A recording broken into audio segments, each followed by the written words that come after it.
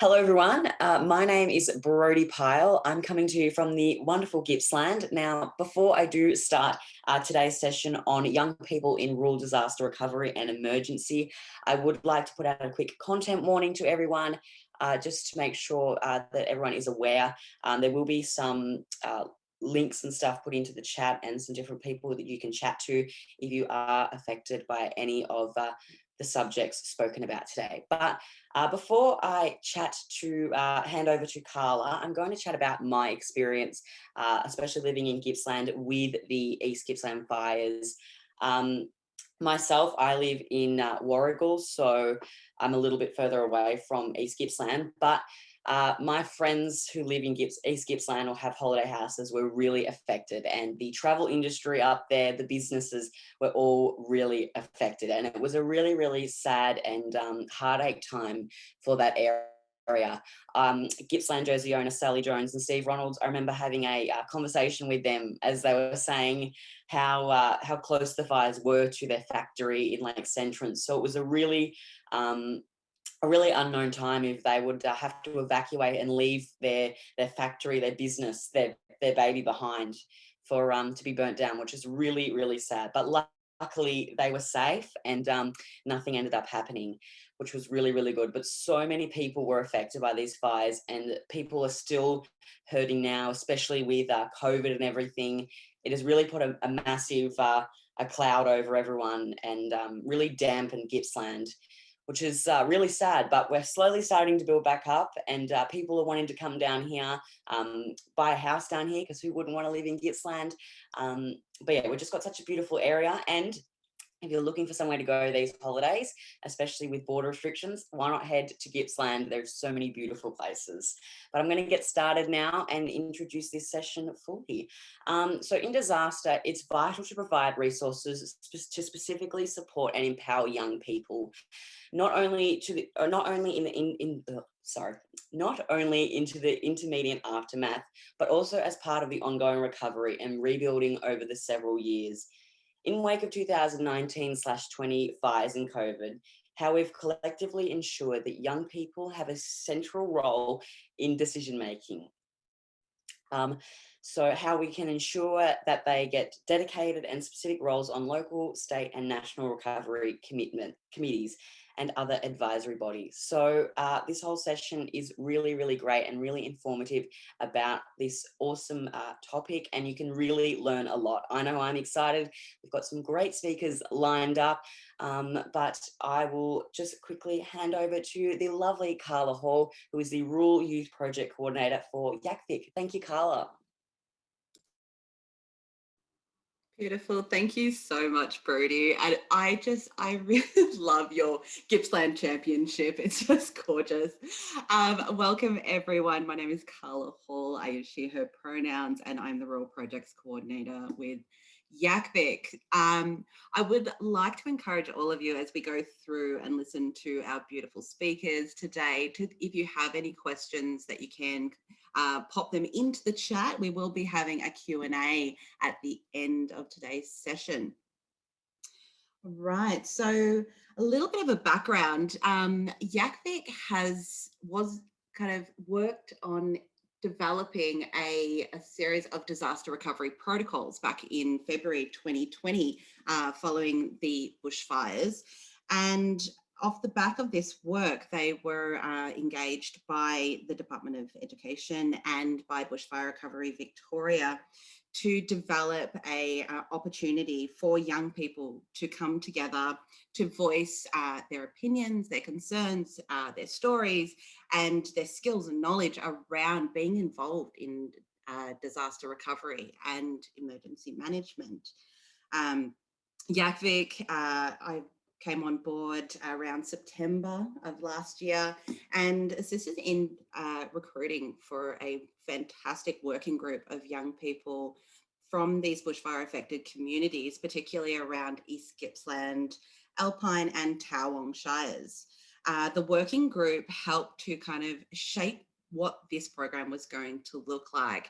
They helped to kind of shape what our consultation workshops were going to look like. They and framed questions for our surveys. They assisted in kind of the facilitation of our online consultations, as well as some of our face-to-face consultations. We're actually going to are lucky enough to have one of our young working group members here with us today.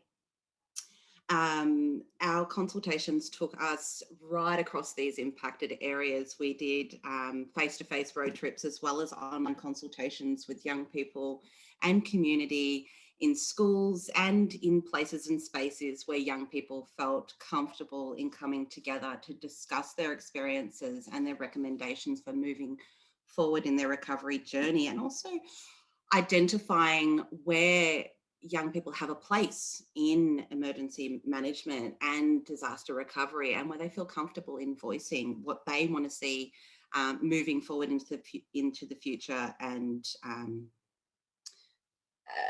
kind of shaping what their communities are going to look like coming out the other side of this disaster. And look, just as we kicked off, another disaster hit. We have a global pandemic. So obviously that has impacted so many of the communities across their disaster recovery journey. So we are currently working on the development of a series of resources that are going to assist communities. These resources were co-designed with members of our working group. I myself am a youth worker. I've been a youth worker for around 15 years, predominantly in East Gippsland, and I was directly involved in the fire response and emergency with managing one of the evacuation centres in East Gippsland, and bringing kind of that lived experience into this work has just been invaluable to be able to connect and reflect with the communities that I work with. So we are going to hear from some amazing speakers today. Sue Jamieson, who is the Acting Director of with BRV in the Recovery Operations Division, Dr. Fiona McDonald, a Senior Research Fellow with Victoria University and Research and Project Coordinator on the Youth Perceptions of Bushfire Response with YACVic, Kirsten van Diggele, who is a young person, a youth worker, and the youngest elected councillor in his Gippsland Shire Council ever, and Quinn OBrien, who is an awesome bushfire affected young person who is working on a local bushfire recovery committee, as well as the YACVic bushfire working group. So firstly, we're going to hear from Sue Jamieson. Sue joined Bushfire Recovery Victoria in July 2020 as the Director of People and Wellbeing, where she designs, develops and implements and manages programs that make a difference to individuals and communities. Sue has worked across a number of community health services, government and in emergency management over 25 years, with a particular focus on young people and families. Sue has a strong connection to the work YACVic is doing to provide programs that highlight the importance of supporting and empowering young people in disaster recovery, not only in the immediate aftermath, but also as part of the ongoing recovery and rebuilding over several years. Sue oversees the mental health package program and the children and young people's programs of work.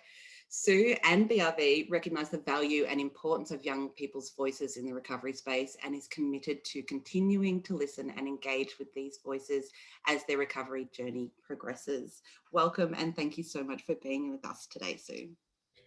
Thanks so much, Carla. It's great to be here, and I'm really looking forward to not only having the chance to share some thoughts from BRV, but also to hear from all the other speakers, and also hear from people who are attending today, particularly young people. We know that this area around disaster recovery and the voice of young people is so fundamental.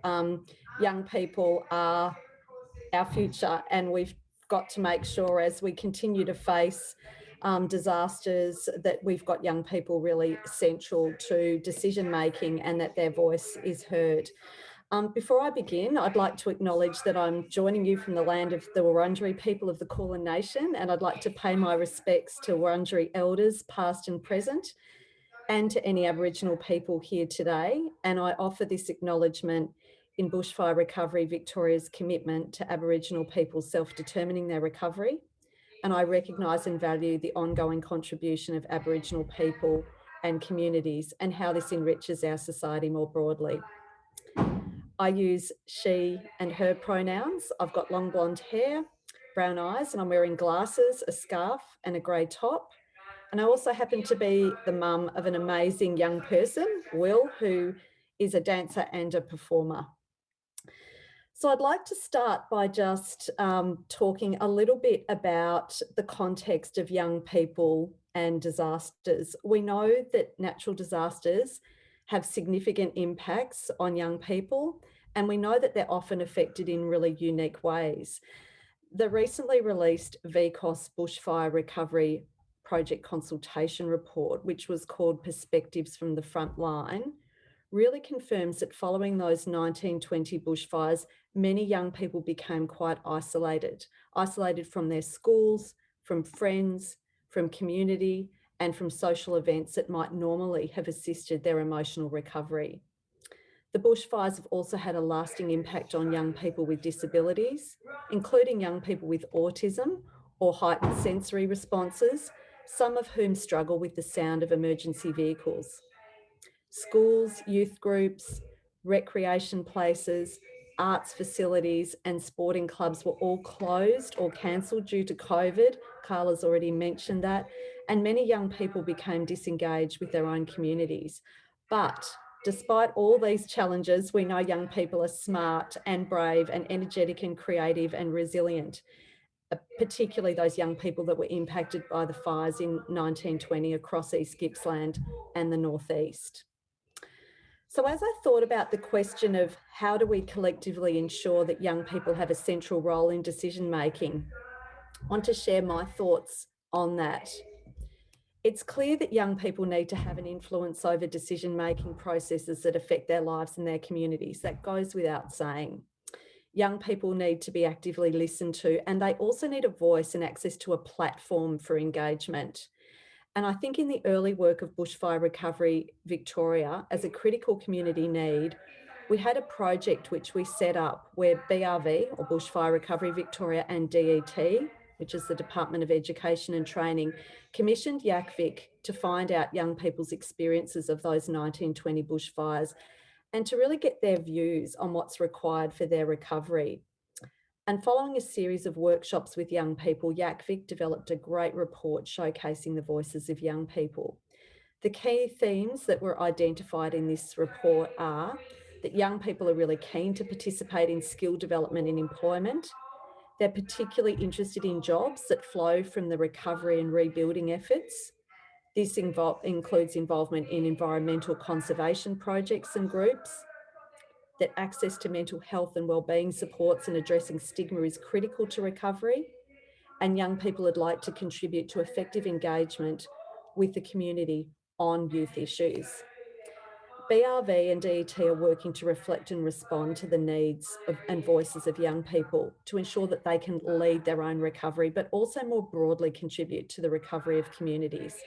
BRV is also sharing the voices of young people from the YACVic report with other departments and agencies to make sure that their voices are heard. I'd like to give you an example of what I've just been speaking about. So fairly recently, a group of young people from the Northeast told a youth worker that they'd like to be mentored by somebody who had a lived experience of a bushfire disaster. They particularly wanted their mentor to be someone who was young when they had experienced the bushfire. They wanted to see what recovery looks like and what it could look like for them. So BRV reached out to the University of Melbourne as they worked with young people who had a lived experience of the 2009 fires and were involved in that Beyond the Bushfires study.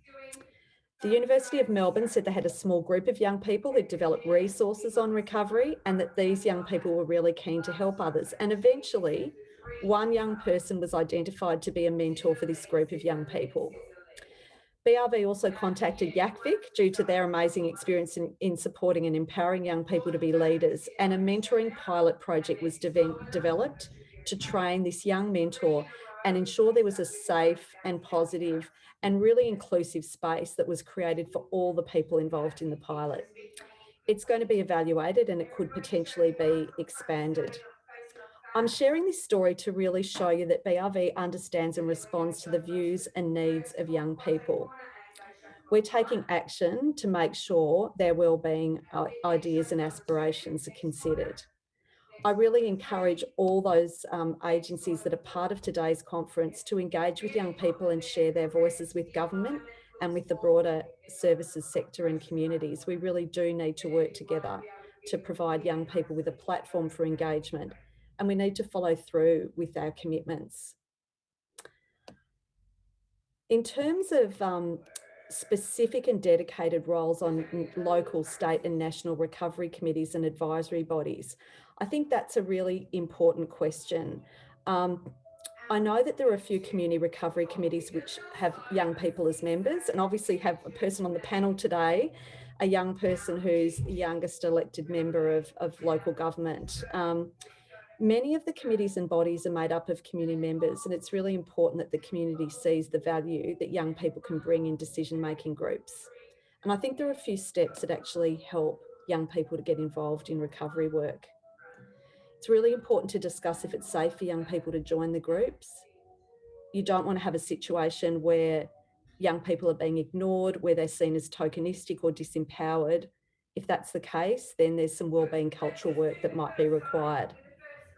The Community Recovery Committee Chair might need to come and meet with young people in their own space to hear directly from them.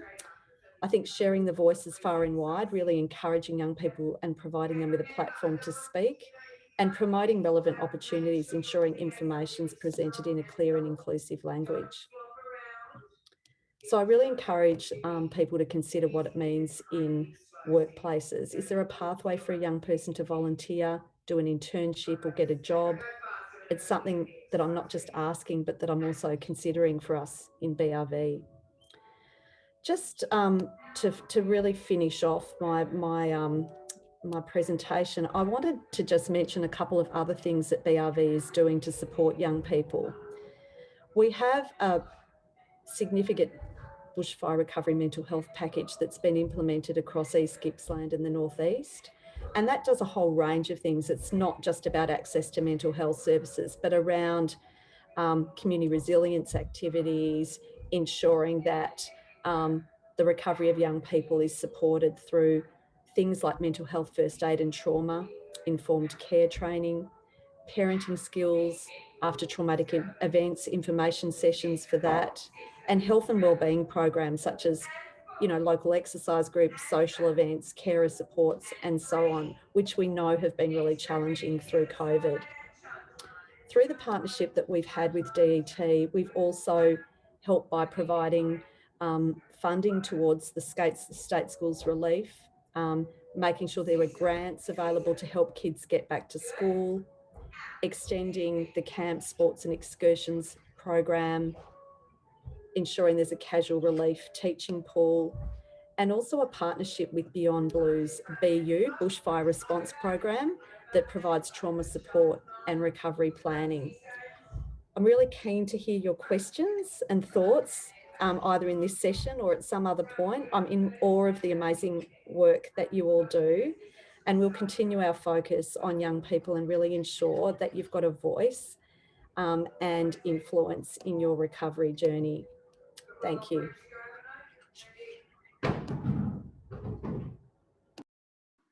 Amazing. Thank you so much for that, Sue. I think it is incredible that such a new agency such as BRV has been able to come up with so many different streams for support for young people, and putting that really at the core and valuing that not in a tokenistic way at all, but actually putting young people at the forefront of this work. And we really do thank you for that, and thank you for coming along today. So we will be hearing now from the wonderful Dr. Fiona McDonald. And Fiona is a senior research fellow at Victoria University and research project coordinator at YACVic, joining the YACVic rural team in 2020 to work on the bushfire research. Fiona's research with children and young people focuses on how they negotiate the social and cultural influence of our global world within their local spaces and places. Fiona's research has explored a range of contemporary issues, including bushfire recovery, cyberbullying, youth justice, inclusive education and wellbeing, and belonging. and Fiona and I embarked on a fantastic roadie through East Gippsland, Towong and Alpine in 2020 to go and capture some of this information together. It was definitely one of the highlights of the work that I've done so far. So thank you and welcome, Fiona. Thanks, Carla, and thank you. Yeah, an awesome experience that I certainly will never forget. So hi everyone, my name is Fiona and I use she, her pronouns. Before I start today, I'd like to acknowledge that this session is taking place on Aboriginal land in Wurundjeri country, and I want to pay my respects to elders past and present and to any Aboriginal people joining us here today in this session. Sovereignty for these lands has never been ceded, and there's no justice without First Nations justice. This always was and always will be Aboriginal land. I also wanted to say I'm sticking very true to the Melbourne model of black. So I've got a black jumper and black pants on today, but managed to accessorise with pink glasses, a pink scarf and pink socks. So I don't know how I quite pulled that off, but that's just to give you an understanding of who I am. So the question, how do we collectively ensure that young people have a central role in disasters through recovery, but also rebuilding and preparedness, and looking at aspects that include the physical, the environmental, communities, the social and cultural impacts of disasters for young people? How do we ensure that young people have dedicated and specific roles on local, state and national recovery committees and other advisory boards? So as Carla said, I'm a senior research fellow at Victoria University, but in, I think it was November actually 2020, I joined the YACVic team to work specifically on a bushfire project for the Inspector General for Emergency Management. So I worked alongside the work that Carla and the rural team from YACVic were doing for BRV and DET, and it was certainly something I'll never forget. Travelling across East Gippsland, Towong and Alpine Shires and talking to young people, getting a sense of the distances and the isolation that can happen in regional communities, but also the connectedness and the coming together as well. So it's not sort of not just vastness, there certainly was real evidence of those communities. And what we heard from young people was, you know, stories of their experiences through the bushfires and then post bushfires, what they felt could have been done better during and after the 2019-2020 bushfires. And I guess to say here, it's really hard to capture evidence from young people and children post-disasters, because understandably, professional support staff, researchers don't want to re-traumatise young people by asking them to go over things that they've already had to speak to others about, to talk about things that might be distressing, or even to get them to continually go over the same information when they've already fed that through to adults and often feel that that's not necessarily passed through to the right people. I think it's also really important to recognise that there's a very strong vulnerability narrative that sits around children and young people in disasters, and that's really well placed. So it's not that that's unjustified. In the past 10 years, though, there's been a really strong push internationally to flip that vulnerability narrative and to move from positioning young people as passive disaster victims and to acknowledge instead their capabilities, their skills and strengths, and the possibilities and opportunities, as well as their desire to be actually involved in disaster management, to flip that. So it's becoming particularly important as we look to the way disasters are evolving, that they're becoming more frequent, they're more intense, and often in quick succession, as we saw with East Gippsland. So it was sort of bushfires, then COVID, then this year was the wild weather and the flooding. So it's not just looking at disasters in isolation for one community. So internationally, the United Nations Sendai Framework, which is an agreement that's looking to reduce disaster risk and losses internationally across the costs of disaster in terms of lives, businesses, social and cultural impacts, health and economics. And the Sendai Framework has actually called for governments to look differently at young people in disasters. And I'm going to quote the language that they use. So they're asking governments internationally to look at children and youth as agents of change, who should be given the space and modalities to contribute to disaster risk reduction, obviously in accordance with legislation, national practices and educational curriculum, but being actively involved. So there's already an impetus for change internationally.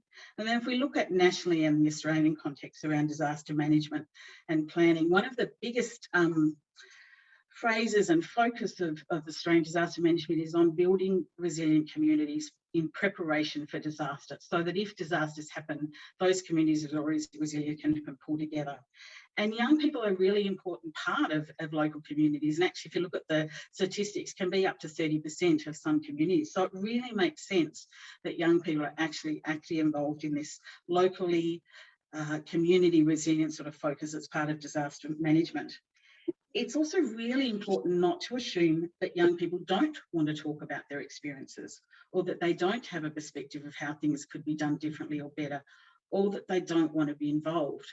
Certainly from what Sue was talking about and what BRV found, and we certainly found that as well, was young people who actually in lots of cases had been very involved, particularly at a personal level within families and their own personal disaster plans.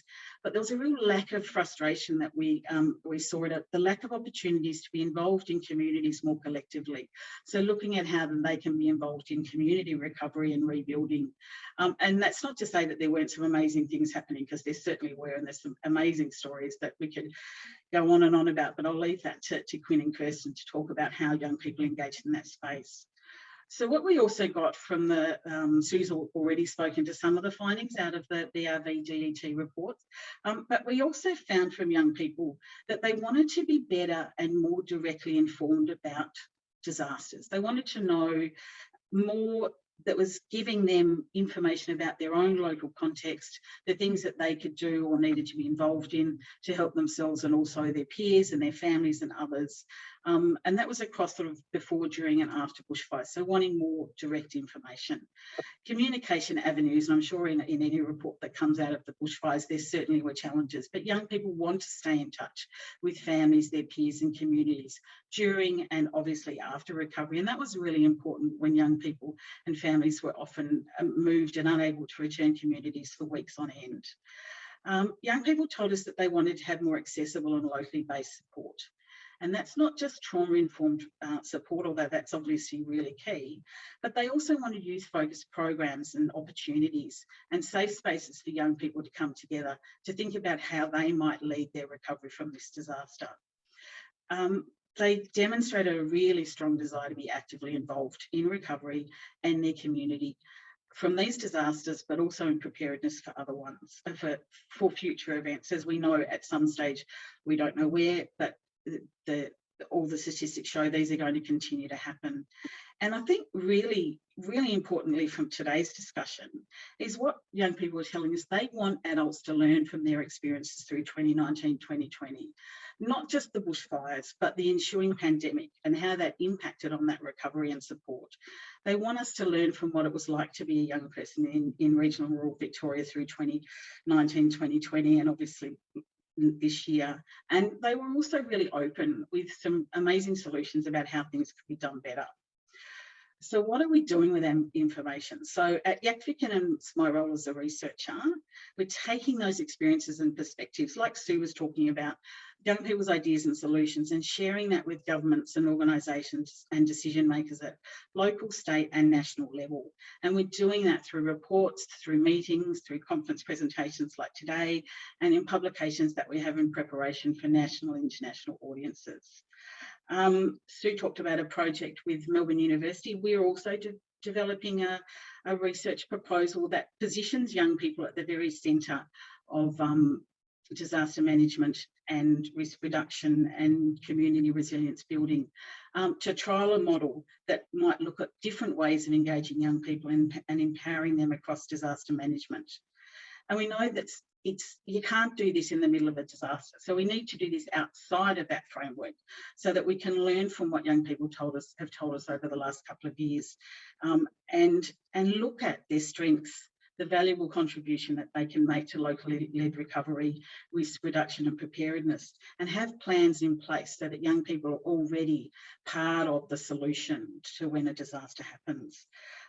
But it's also really important, as Sue mentioned, that this is not just about the local level. There needs to be positions for young people at the table of decision makers in government, emergency management, across local councils, within schools and education, relief and other community organisations. So many young people during our road trip and the work that we did told us, and I'll quote one young person, that involving young people in recovery not only makes the programs or initiative better, but it makes the community stronger. And I think that's a really powerful message to take away from that. When we think about how can we engage young people, it's not just about being tokenistic. It's actually about recognising that they bring so much and they make such a valuable contribution, have great ideas, lots of creativity, and often a real desire to be involved. So let's create the opportunity for doing that.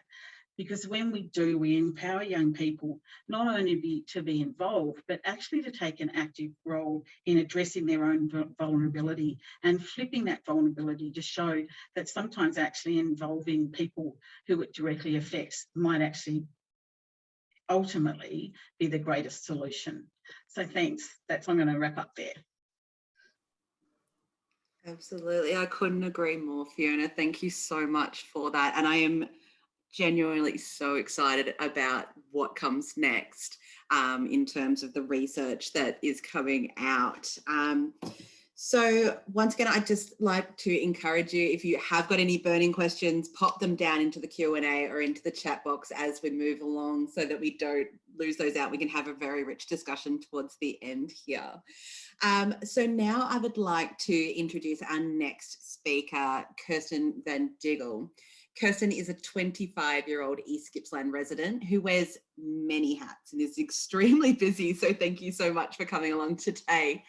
Kirsten is the youngest elected councillor in East Gippsland history. She works as a full-time youth worker at Save the Children and is also studying a postgrad in consumer and community engagement. Kirsten has worked professionally in youth development and community engagement over the last 6 years and is passionate about giving young people a voice in relation to matters that affect them. Kirsten's current role with Save the Children focuses on working with young people who have been impacted by the 2019-2020 bushfires all across the municipality by undertaking outreach work in a mobile youth van. She was also part of a project that was aimed at hearing the voices of children and young people regarding emergency management, including preparedness, response, and recovery, called the Our Voices Project. Kirsten is excited to be a part of the panel and share her learnings from conversations and consultations with children and young people. Thank you so much for being here, Kirsten, and welcome. Thanks, Carla, and thank you, everyone. I'm just going to let you know that I am not near as prepared as everybody else is, and a lot of what Fiona said is the points that I wanted to make, so I might actually keep mine a little bit shorter to ensure that there's plenty of time for the questions to be answered. But I just want to acknowledge, first I use she and her pronouns, and I just want to acknowledge that I'm on Gurnai land in the beautiful East Gippsland, and I pay my respects to elders past, present and emerging. So as Carla mentioned, I am the youngest elected councillor as well as a full-time youth worker, and I decided on top of that I was not busy enough and I was going to study a postgraduate in consumer and community engagement. I've been working with Save the Children for about 6 months in a full-time capacity, and before that I worked casually for them while I was also working full-time in Melbourne remotely. I have a mobile youth van which was donated to East Gippsland at the I think February 2020, and the aim was to go out into the community and do some bushfire recovery work and do the Our Voices project, which was aiming to talk to children and young people about preparedness, response and recovery of emergencies now and in the future.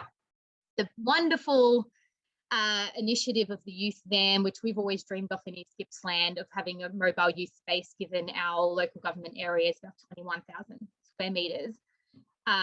It's not really realistic to have a youth space in one particular region. So having that mobile youth space is something that we've advocated for years. So we finally got it, and then COVID hit. So we weren't able to deliver the project as planned, and all of the funding that was given to us for this project was unfortunately not going to be extended due to the lockdown.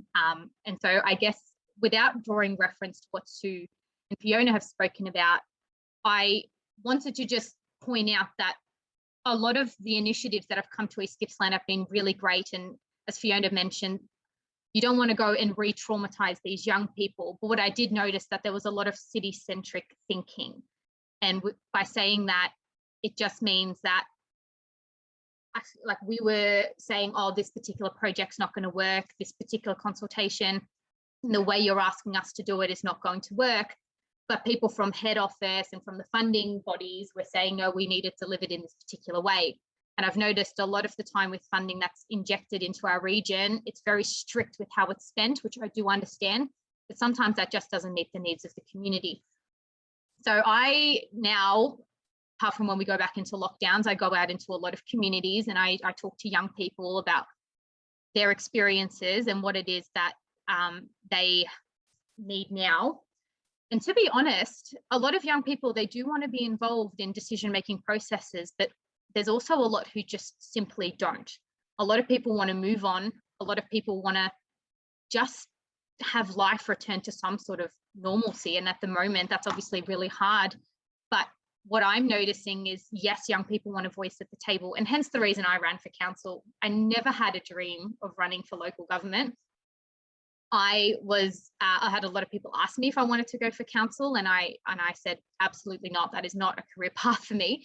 But I noticed that there was just such a lack of youth voice at the table in East Gippsland, and I just wanted to bridge that gap. So I stood up, and I'm hoping that one day other people step up in local government as well.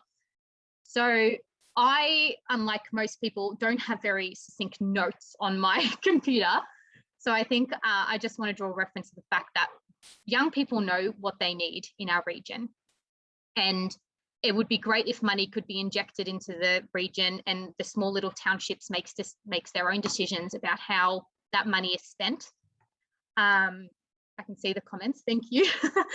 As well as, yes, providing a voice at the table is very important, but do it on their terms. If, for example, internet is an issue, where there has to be funding to be able to sort these problems out. I find, for example, from a local government perspective, there is not a very good bridge between council and young people. Young people haven't been involved in the bushfire recovery as well as they should have been. I believe Quinn is part of the bushfire recovery committee outside of East Gippsland, and I'm not sure if there's any young person involved in East Gippsland. Our Voices project that we delivered has great outcomes, and I will share that with you once it's launched. It's not live yet. Great feedback, but unfortunately it was delivered in a way that we forced it upon them. And I hate to say that because I was part of this project and we tried really hard to customize it to the needs of our community, but it's just the people sitting in the city who didn't understand the impacts of the bushfires didn't allow us to change our method.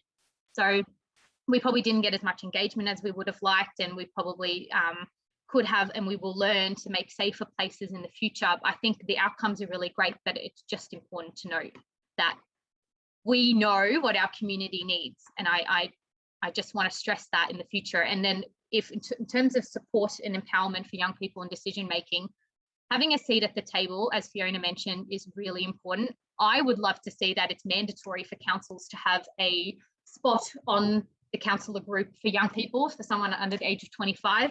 And I would like to see that that's a given across the board. If no one applies under the age of 25, of course, open it up. But I believe every opening and recruitment for every committee should have a young person.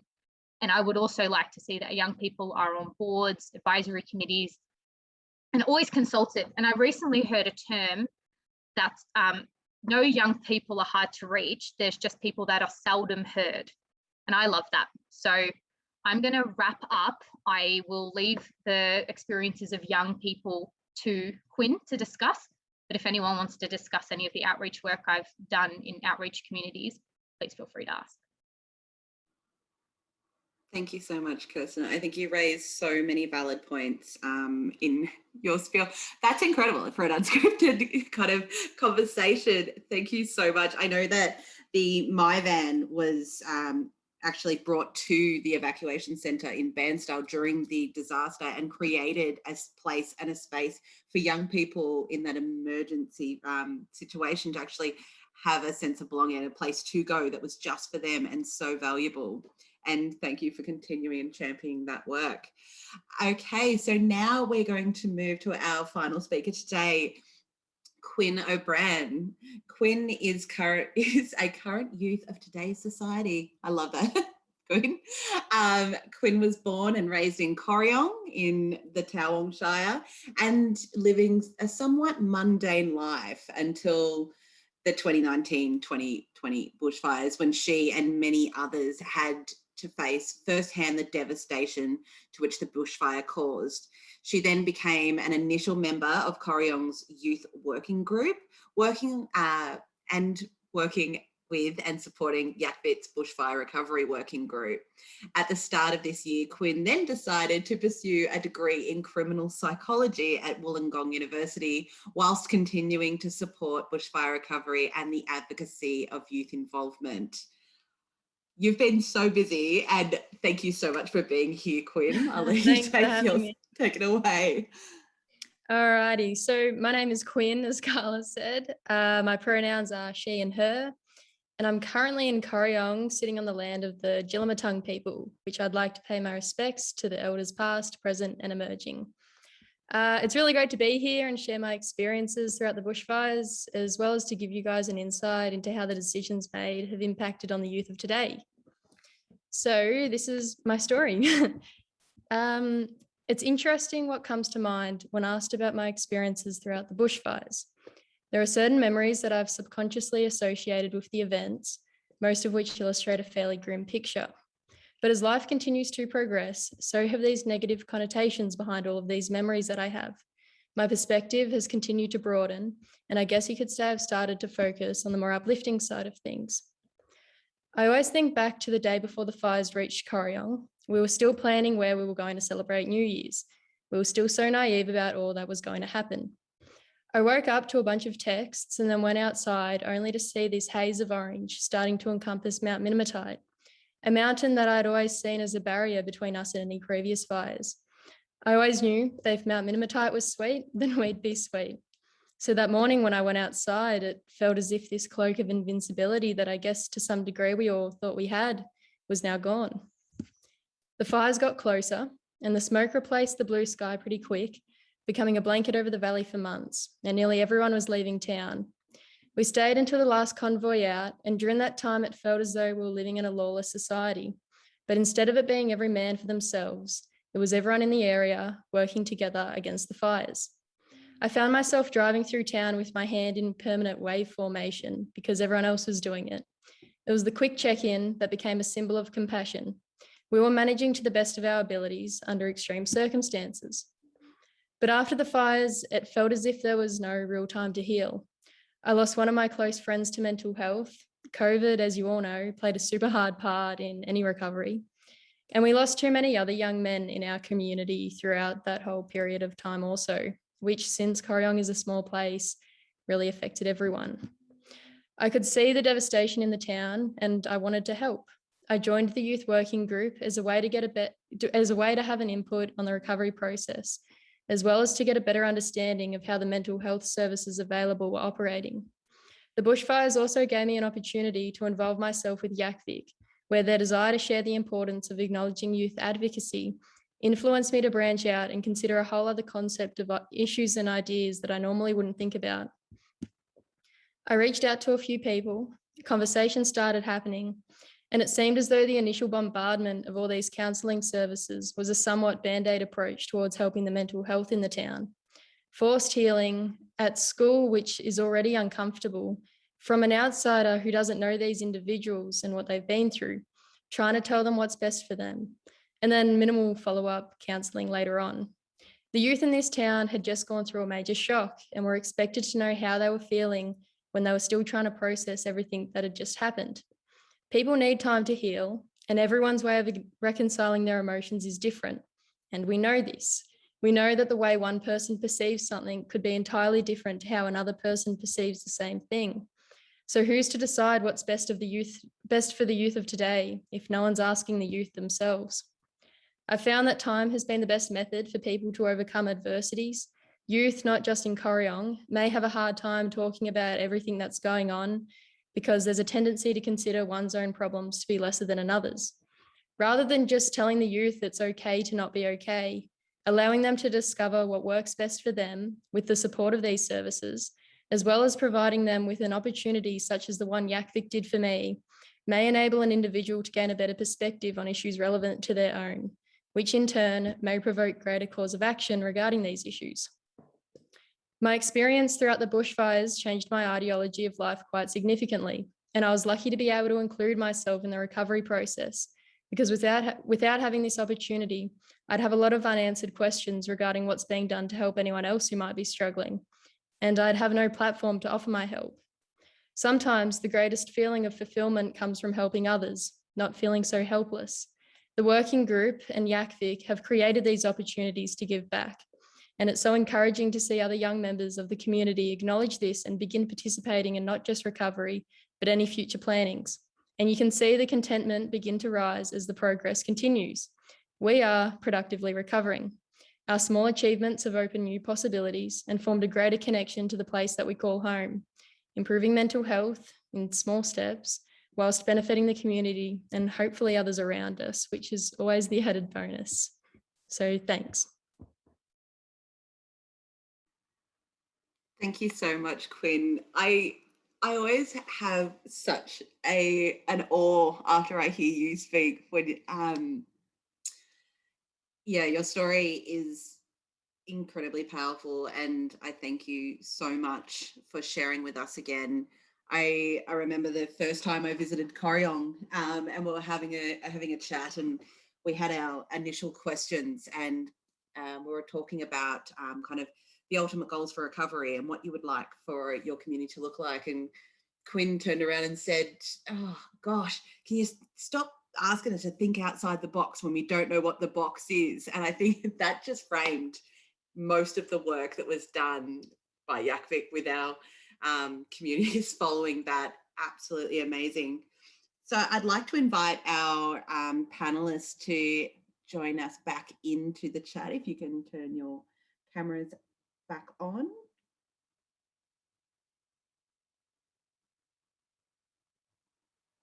Beautiful. Welcome back, Kirsten. Welcome back, Fiona. Welcome back, Quinn. And welcome back, Sue. Beautiful. So we had, thank you again so much for your contributions today. I think this conversation has been just so rich from each of your unique perspectives through this work. We did have a couple of questions that came through the chat. One is, I think would be great to throw across to you, Fiona and Sue. The question comes from Dave.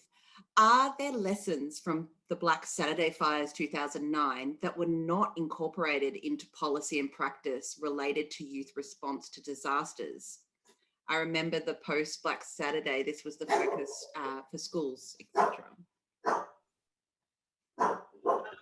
might jump in first, if that's okay, Sue. Thanks, Dave.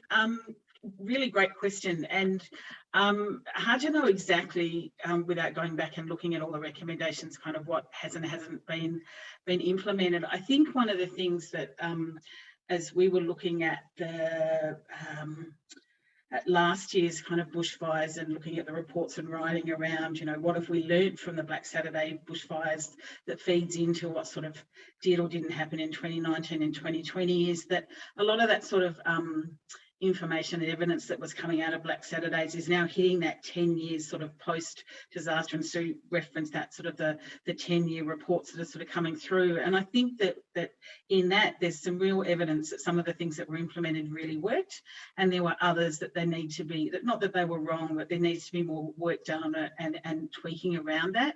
And you mentioned the sort of education in schools, and I think that's one of the things that really came through, that, you know, it is now part of the Australian curriculum that all Australian children learn disaster management and at particular levels, and generally in primary school that's year 5 or year 6, and then in secondary schools it's into particular sort of subjects and units. But one of the things that I think is coming through really strongly post 10 years, and also what we saw last year, is that education needs to be more locally focused, and it also needs to be broader, so it's not just in 1 year at school. And there's some amazing programs being done, particularly in Strathewen and down in Anglesey, where they've got whole school kind of approaches to disaster management that are very much locally focused, and there's evidence coming out of how well that's been played out. So I think it's about taking the learnings from each and laying them over each other, so that you actually end up ultimately with better policy and better practices. But of course, disasters like these don't happen all the time, so that sort of evidence takes a long time to capture. So Sue, you're nodding. I'm going to throw over to you now. Fiona, I think you've summed it up beautifully. I think, 2009 does feel like a long time ago now, doesn't it? And I think there's been a whole lot of learnings that have come from that, but also from the more recent events. I would say even the experience of the 2019-20 fires, and subsequently the storm and flood event that's happened in various parts of Victoria, particularly around Yarra Ranges and so on. We're already talking with those newly involved local governments about the voice of young people, and starting that off right from the beginning. So we've taken some experiences just from 2 years ago. So I think, as you say, Fiona, it's very much a layering thing of what have we picked up along the way, and how do we continue to promote the voice of young people, and do that as early on as possible after an event. Absolutely, I completely agree. So we had another question that came through. After the recent UN climate announcement, how can we support young people with concerns for future disasters? So I think I might throw quickly to you, Kirsten, and then Quinn, if you wanted to jump in from your perspective, that'd be great. Thanks. I realise I answered it by typing, and then the question moved to the answered section, so I do apologise for that. I had only just said in there that I'm putting on my councillor hat, because, depending which one's best to answer, I'd like to see that council establishes a climate committee, and that young people are obviously on that. I see value in it being of all ages, but just making sure that it is very accessible. Like a lot of the meetings that currently take place as advisory committees to council fall during working school hours. So making sure that's accessible and allowing that platform for young people to share. Like local government plays a huge role in this. And if they don't play that exact role, then they play the role of advocating to state and federal. So I'd love to see a committee being formed at council. Yeah, I'll agree with Kirsten with that. I guess a committee provides an initial platform for any youth to actually say anything that they have to say. And with that, just continued support throughout it, and acknowledging what the youth what their ideas are and their concerns, and just making sure you're constantly asking. I think that's one of the things that sort of gets pushed away, is actually asking. Kirsten and I and Brody only represent 3 youth of this whole population. It's hard for us to sort of say, but yeah, just asking the youth and providing a platform for them to express their ideas. Absolutely. I think we've got time for one more question, and this has come through just now. How do we maintain momentum for young people to be engaged in preparedness and recovery during non-disaster times? So Quinn, if you'd like to jump back in on this one, that'd be great, because you are still championing on. Yeah, I guess we found with the Corryong Youth Working Group that in non-disaster times, like Corryong at the minute, there's not so much bushfire recovery, but we're preparing to make a skate park and get a mountain bike track happening. I guess having a committee group where you can train individuals on how to go about disaster recovery, and then showing them that in non-disaster times, it isn't just a break, that progress can still be happening. And a lot of that goes with showing results and progress that can maintain momentum. Yeah, just along those lines, people just want to see results. I think that's the main thing. And if you can provide a platform for that to happen and then continue the engagement, that's the best way for it. We've also started an art class, a magazine in the town. We've kept going with that. Non-disaster times isn't just recovering from a fire or a natural disaster, it's progress as well. Absolutely. Fiona, would you like to comment on that one? Yeah, I just wanted to add to that what Quinn was saying. I think it's really important when you think about disaster management, it's not just about recovery, it's about preparedness, and it's about putting in place things. And if we talk about that sense of community resilience, if all the things that we're talking about engaging young people and empowering through disaster management actually contributes even more broadly to issues around mental health, community resilience, making sure young people are connected to communities, creating those sort of stronger holistic sort of approaches within communities to engaging young people. And that's not a bad thing. So if disaster management practices actually are continued outside of obviously that immediate disaster recovery and looked at more broadly about what are the real strengths that we can learn from that that's actually beneficial in an everyday way for young people in regional and rural areas anyway. So I think that, yeah, it is really vital that we keep it not just for disasters but more broadly for young people and ensuring that connectedness. Absolutely. Thank you so much. And thank you to everyone for your contribution to today's session. We have popped a Menti into the chat box. So if you would like to comment on your reflections from this session, please feel free to do so. And we'll welcome back Brodie. Hello, everyone. It's me again. Hi, Brodie. I'm back to say hello to everyone and to wrap up this awesome session. I have absolutely loved this session. I am so inspired and I have learned a lot out of these awesome speakers we've had. Now, I'd like to thank Carla and our amazing speakers. We have Sue, Kirsten, and Fiona and Quinn. Thank you all so much for coming along and sharing your perspective on this awesome topic. But just a quick reminder to head to the Menti link in the chat and make sure you fill in all your little details in there. We'd love to know some more. And what else is there? We have a 15-minute break for the transition to the next Zoom now, so everyone can kind of go make a quick cup of tea and get ready for the next session. And we'll be back at 3:45 for another great session. So get ready. But everyone, my name's Brodie Pyle. Thank you all so much for your time. And yeah, have fun at the next session. Thanks, Brodie. Thank you. Thank you, everyone.